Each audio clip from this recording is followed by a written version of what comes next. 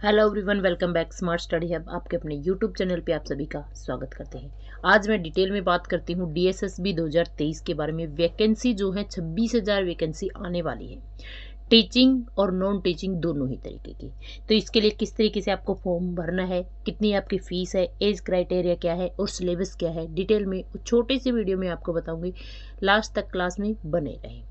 देखिएगा, सबसे पहले मैं आपको बात कर देती हूँ कि डीएसएसबी की जो वैकेंसी है 2-3 साल से आई ही नहीं है। बहुत ज़्यादा लोग जो है वेट कर रहे हैं डीएसएसबी की वैकेंसी क्या होगी, आपकी एलिजिबिलिटी क्राइटेरिया क्या होगा। आज जो भी आपके मन में डाउट है वो सारे के सारे क्लियर कर दिए जाएंगे। ठीक है, देखिए वैकेंसी कितने आने वाले हैं, 26,000। कुछ वैकेंसी के फॉर्म निकलने स्टार्ट भी हो गई है। 20 दिसंबर जो है उनकी लास्ट डेट है, अपने अप्लाई कर लीजिएगा। ठीक है, दूसरा है कि अप्लाई फॉर्म जो है ऑनलाइन मोड में होगा। आप डीएसएसबी की वेबसाइट पे जाके फॉर्म अप्लाई कर सकते हो। फीस जो है सिर्फ 100 रुपये फीस है, आप अप्लाई जरूर करना है। ठीक है, एज क्राइटेरिया क्या है, देखिए पीआरटी के लिए जो एज क्राइटेरिया है वो 30 साल है। ठीक है, 30 ईयर जो है पीआरटी के लिए एज क्राइटेरिया है। एंड प्लस में अगर आपके पास जो भी ओबीसी है, सीबीसी है, इस कैटेगरी के हिसाब से आपको 3 साल के रिलैक्सेशन दी गई है। ठीक है, फिर आता है टीजीटी। टीजीटी के लिए जो 2019 में क्राइटेरिया लगाया था कि 32 ईयर आपकी एज लिमिट होनी चाहिए एंड प्लस में 3 ईयर आपकी जो कैटेगरी के हिसाब से 3 साल की रिलैक्सेशन दी जाएगी। एंड 40 ईयर महिलाओं के लिए 40 ईयर कर दी गई है। ये आपको गुड न्यूज़ है कि महिलाओं के लिए आपको छूट दे दी गई है 40 साल।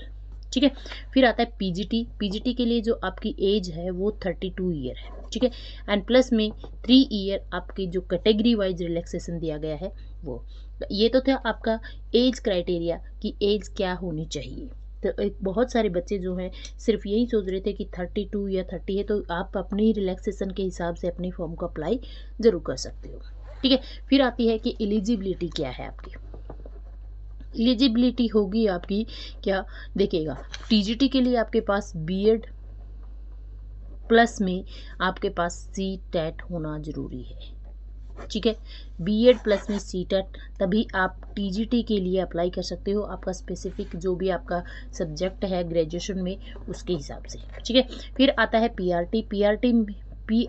पीआरटी में भी आपके पास क्या होना चाहिए, सी टेट क्वालिफाई होना ज़रूरी है, मस्ट भी। ठीक है, लेकिन पीजीटी के लिए जो है आपका सी टेट क्वालिफाई होना ज़रूरी नहीं है। बीएड प्लस में आपके पास मास्टर डिग्री होनी चाहिए, तो आप पीजीटी के लिए स्पेसिफिक सब्जेक्ट में आप अप्लाई कर सकते हैं। अब हम बात करते हैं कि आपका सिलेबस क्या रहने वाला है।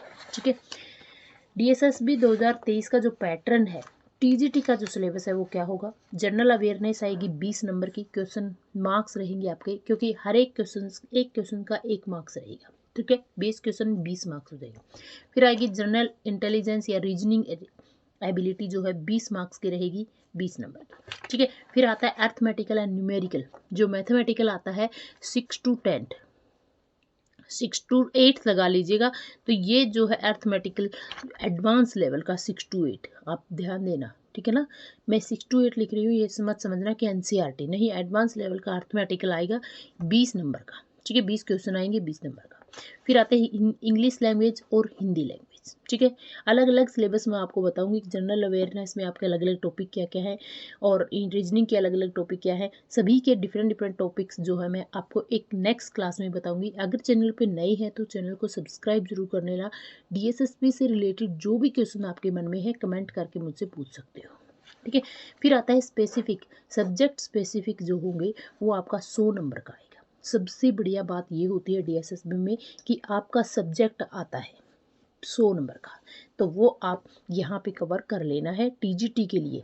एंड प्लस में टीचिंग पेडागोजी आएगी, जो कि आप पेडागोजी बीएड में पढ़ते हो, स्पेसिफिकली जो सी टेट के लिए पढ़ते हो, एस टेट के लिए पढ़ते हो, जो भी आप यूपी टेट दे रहे हो, आर टेट दे रहे हो, पेडागोजी से आप अवेयर हो बिल्कुल।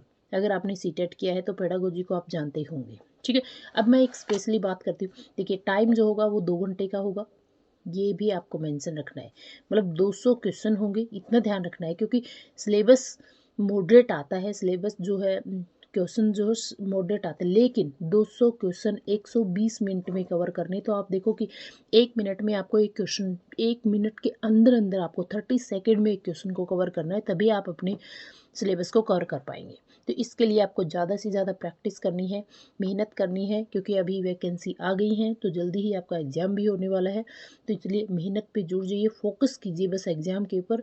इधर उधर के टारगेट से बिल्कुल लीक से हट जाना, लोगों के ऊपर से अपना फोकस हटा लो, अपने ऊपर फोकस करो, क्योंकि खुद पे फोकस करोगे तो खुद को निखार के लेके आओगे। ठीक है, फिर बात आती है कि टीजीटी के सिलेबस की। टीजीटी का जो कॉमन सिलेबस है वो अपने चैनल पे यहाँ पे मैं कंप्लीट सिलेबस करवाने वाली हूँ, चाहे वो जनरल अवेयरनेस हो, जनरल रीजनिंग हो, अर्थमेटिक हो, इंग्लिश, हिंदी, पेडागोजी हो। ठीक है, स्पेसिफिक सब्जेक्ट जो है मेरा मैथमेटिक्स है और मैथ्स टीजीटी यहाँ पे मैं कंप्लीट सिलेबस स्टार्ट करने वाली हूँ बहुत जल्दी।